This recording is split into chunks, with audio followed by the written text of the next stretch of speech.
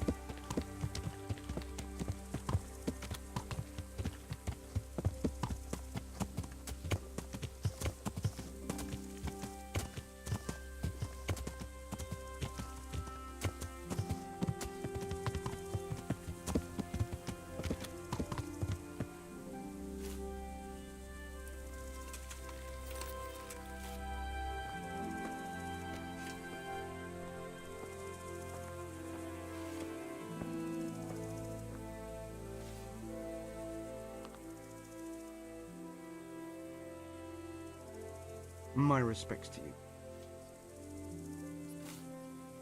Could you help me? Depends what you want, doesn't it? I'm looking for Ginger, a stable boy from Neuhof. They say he ran away and joined up with some charcoal burners he used to hang around with sometimes. Sorry, there's never been a lad called Ginger around here. You have to try somewhere else.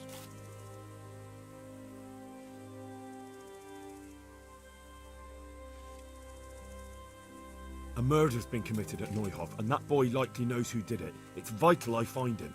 There's been murder aplenty in these parts of late, but that Ginger lad really hasn't been here.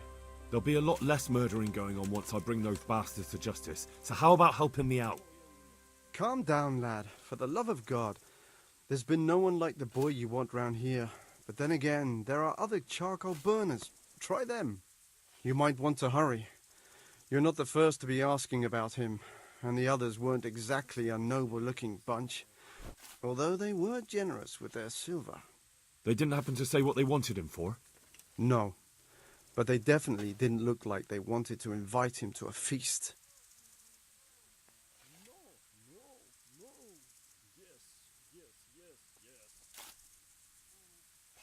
Do you have any idea where else he could have gone? You said he was friends with the charcoal burners? Well, you'll definitely find some in the forest between Neuhof and Uzets. There's good spots around there. But that forest is huge. I could spend weeks searching. Then follow the river. That's how you found us, isn't it? Where there's charcoal burners, there's always water nearby. All right, I'll go and ask somewhere else.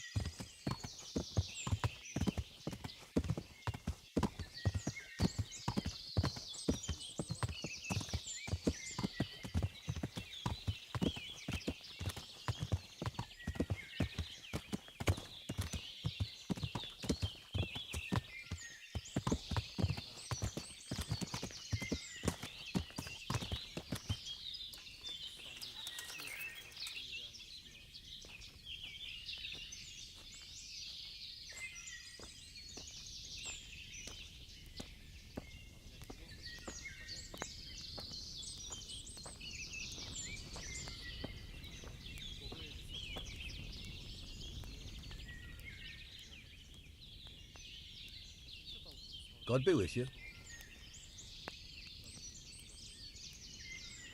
I'm searching for a stable boy from Neuhof. They call him Ginger.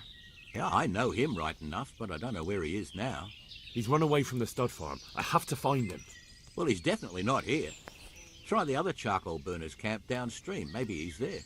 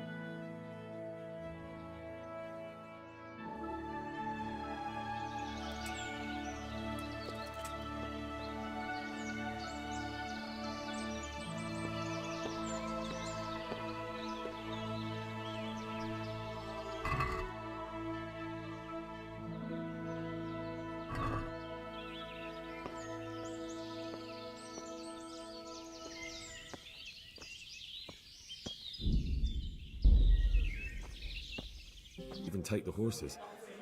They only wanted to kill. They maimed the horses and slaughtered some people. I'm sure they would have killed more, but the bandits quarrelled among themselves and broke off the attack.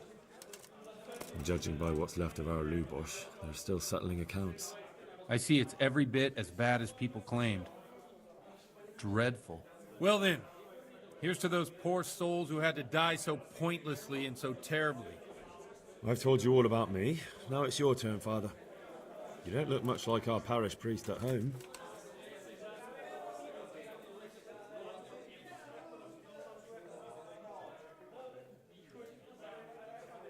I noticed you're pretty handy with a sword. I wouldn't expect that of a man of the cloth. You know what they say. The Lord moves in mysterious ways. But this is a bit more mysterious than others. Let's just say I haven't always been a priest. Fate led me to places where affairs were settled by force. These days, of course, it's just a bit of exercise to keep me in shape. Well, we've had an agreeable chat, but now let's get down to business. So, about this confessional seal. Do you really want more innocent people to die? Henry, that's not how it works. There are matters in which you can't make exceptions because if you do it once, you'll forever be tempted to do it again. If people stop believing in the church because their confessional secrets are betrayed, they won't trust anyone, and that's worse than even the most hideous crime.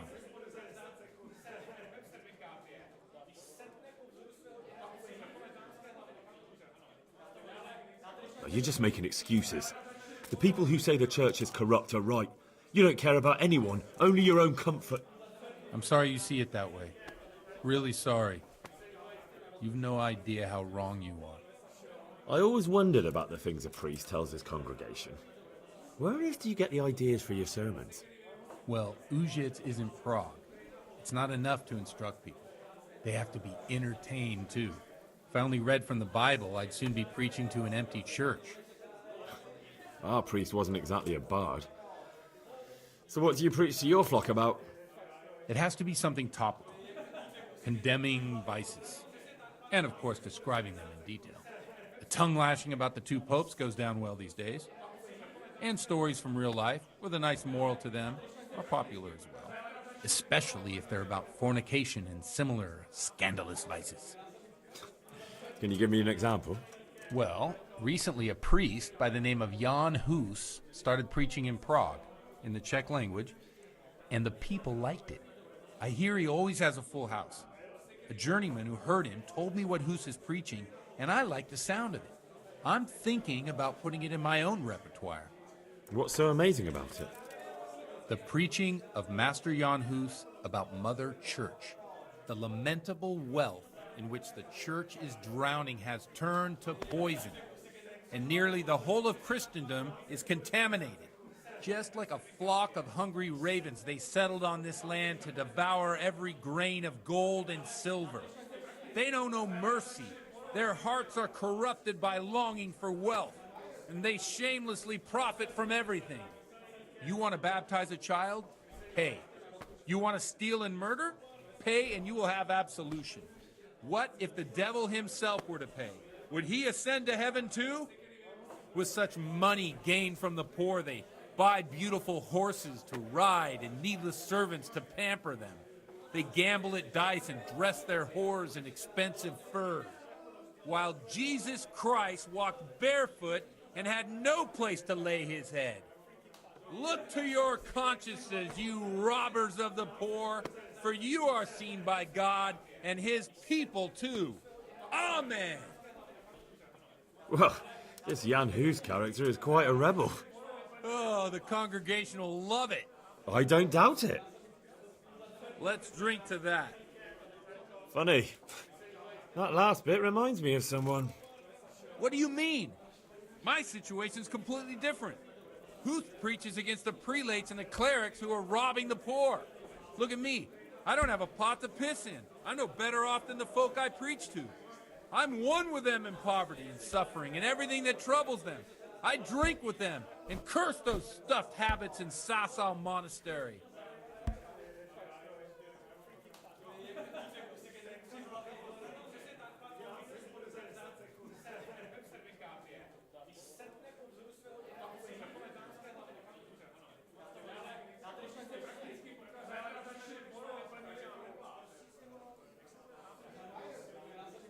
Don't you think it's a bit odd when someone boozes and lives in sin with a woman and then criticises the Pope for debauchery?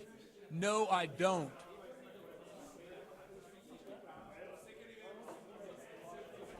What do you think of this Jan Hus? He's certainly a wise man. A little overzealous for my taste. If he got out of Prague and came here for a look, I'm sure he'd stop condemning drinking and lying with women. Where can I find out more about his teachings? You like it? I copied down some of his sermons. If you're interested, you can read them at my presbytery.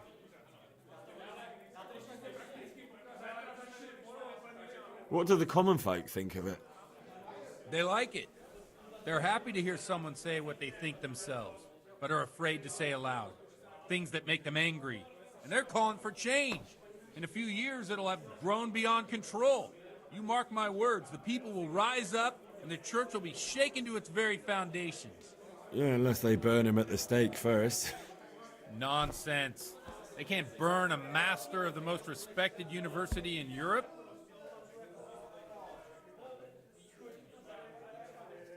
Thanks for the sermon, but I think I've been morally uplifted enough. Oh, it's getting quite late. What are your plans, Father? What do you suppose? We have a drink, of course.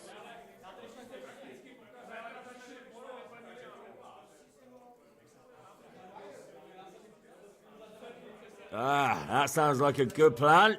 I knew you wouldn't let me down.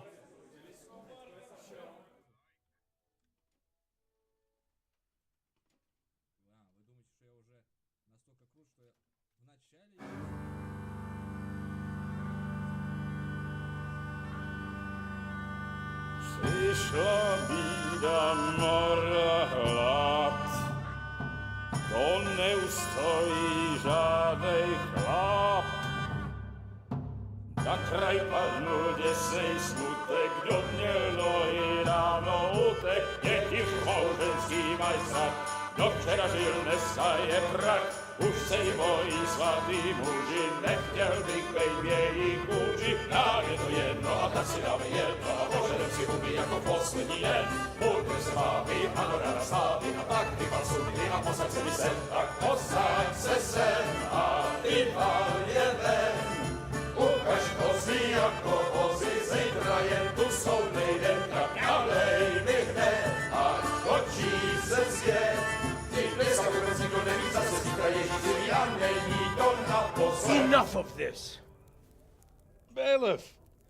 Come on over here, sit down and have a drink with us. Don't vex me again, Father. It's 3 hours past dusk, and curfew is long gone. So what? So, I'll have you all whipped and put in the stocks, and I'll write a letter to the bishop about you, priest. Well, nothing to worry about then. Everyone knows the only one around here who can write is me. Enough! Men, throw them out. Oh.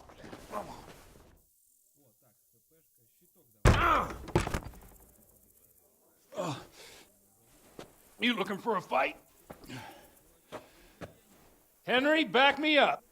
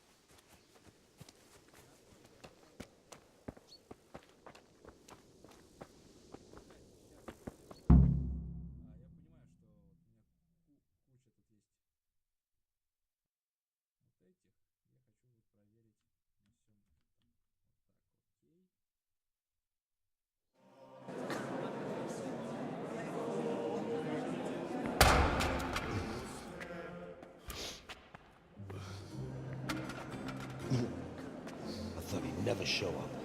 The swill pole. Look at him. He can hardly walk after his capers last night. You were with them, you beast. Just you wait. Look at him.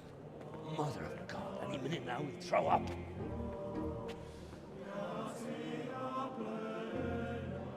So I couldn't sleep a wink last night with all that clamor.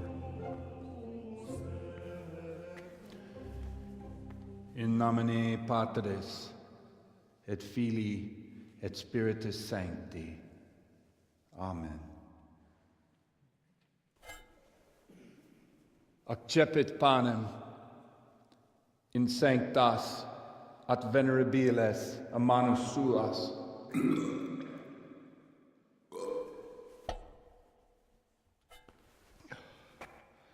Hac facite in meam commemorationem.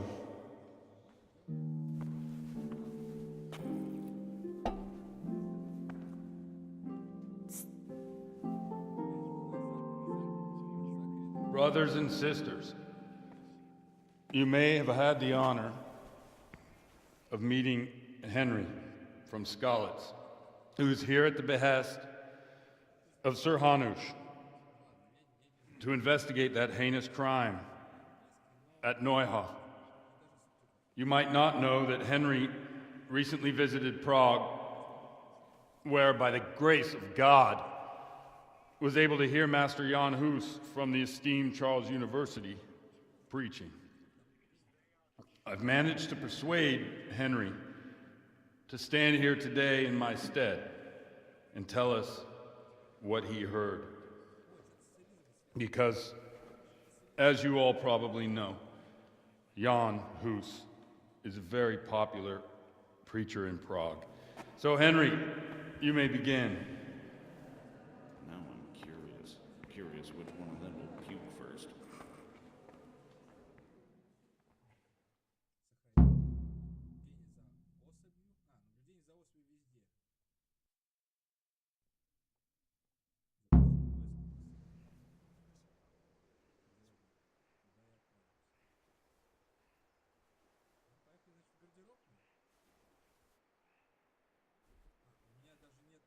Brothers and sisters, let me get straight to the point. I'd like to talk about the church and how corrupt it is. Boy has a cheek.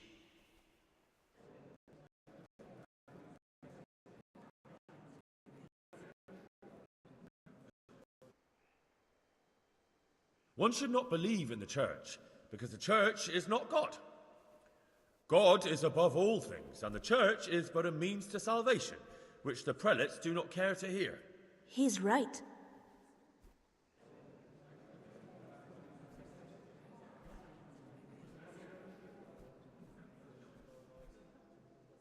It is the corruption of God's pastors here on earth that has brought misfortune on our heads.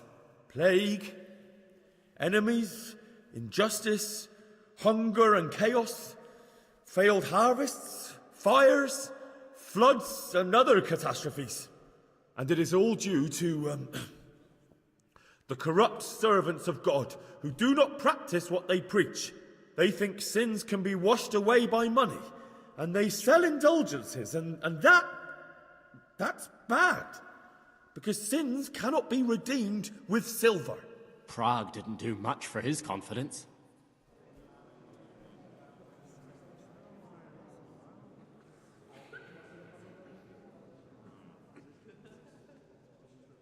It is the custom of the gluttonous prelates and monks to preach against sin. But what do they know of us ordinary folk? Let us remember the marriage at Cana, where our Lord Jesus Christ himself feasted with the other guests and drank his fill. And when the wine was gone, he performed a miracle and created more. He, whose companions were poor travellers, simple folk, prostitutes and troublemakers, performed a miracle so the feast could continue. Now that's the kind of sermon I like to hear. No, brothers and sisters, Jesus did not condemn alcohol. Drink to lighten the cross you bear in this vale of tears, but not with such abandon that you cannot keep holy the Sabbath. For there should be moderation in all things, and it is not drinking itself that is sinful, but intemperance and beastly indulgence. He's right.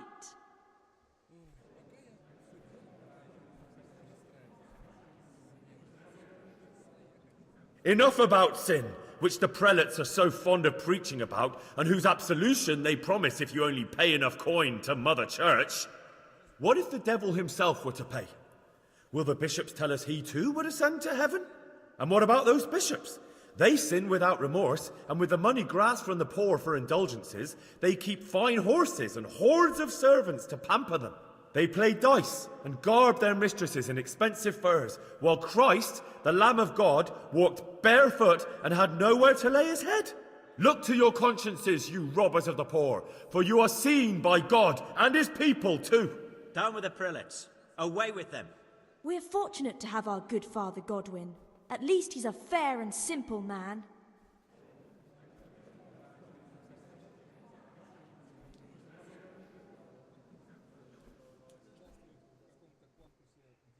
I say to you, in the words of Jan Hus, he who knows much, let him speak much. He who knows little, let him speak little. Let each speak as much as he knows, and he who knows nothing, let him at least teach his neighbour one virtuous deed by setting him good example and refraining from playing dice and from fornication. And that applies both to priests and to you, brothers and sisters. That's his conclusion? That is all I heard in Prague. Amen.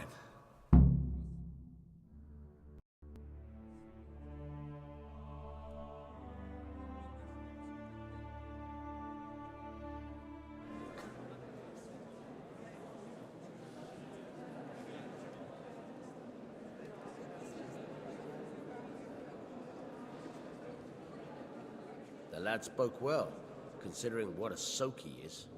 He's right, that was.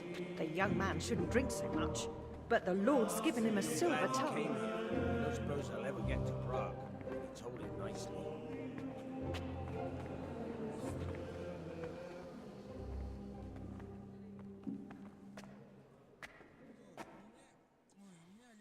Well, well, my boy, you have talent, and I can't deny it. And you pulled a thorn from my side. I almost didn't make it. Yeah, I noticed. I wasn't the only one. Oh, what's to be done? I'll make it up somehow. So, about our bargain. Although it's a sin, So gluttony and fornication. God does forgive a penitent. So, what did Limpy Lubos tell you? Was he at Neuhof that day? Who was with him? And where are they now? Now slow down. I'm sorry, but he didn't tell me that much. Don't let me down after all I've been through. For you... Well, now Lubos came to me shortly after it happened. His conscience was gnawing at him. And I must say, in the end, he turned out to be a better man than he looked. He said they'd been hired through some crony of theirs. And at first they were just to steal some horses. But then it all turned sour and people started getting killed. And neither he nor his cronies wanted anything to do with that. So they fell out from the gang and fled. Fell out? Yeah, there was a body found in the woods by Neuhof. That would explain something. Lubos kept jabbering that he wasn't a murderer, that he didn't want to do it. So I know that Lubos killed the murderer and he's dead too. The trouble is, I need to find the ones who are still alive. I need names and places. Did he mention any of the others? Only nicknames. Talked about some fella called Riki from Ledechko, Pius, Timmy. Pius. That lot are about as pious as I am ordained. Nonsense. You would make an excellent priest. And anyhow, with your skills, you ought to be able to sniff out this Riki from Ledechko, right? Well, we'll have to now. There's not much else to go on. Let's hope he's not hanging from the wall too. Indeed. And I'd hate to be excommunicated for nothing. Anyhow, good luck. You watch out for yourself. These people clearly mean business. And I'd like to raise a tankard with you again sometime. Yeah, I'll try. Although I'm not sure I'd survive another night of your debauchery. And if anyone should ask, you heard nothing from me. I'll deny everything. I don't doubt it.